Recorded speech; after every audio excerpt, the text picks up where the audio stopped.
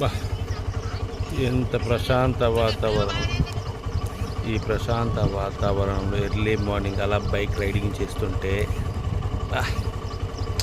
సూపర్గా ఉంది. చెప్పడానికి మాటలు సరిపోవట్లేదు.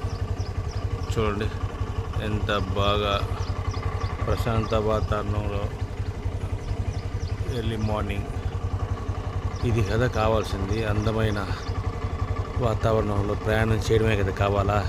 ఈ సూర్యుగారి దెబ్బకి భయపడిపోయి ఎర్లీ మార్నింగ్ ప్రయాణం మొదలుపెట్టేసిన పోవాలి కదండి. బతుకుదరు కూతు కోసం రకరకాల విద్యలు అన్నారు. కూడు కోసం పరిగెత్తాలి కదా. ఇంట్లో కూర్చుంటే ఎట్టొస్తుంది లక్ష్మీదేవి.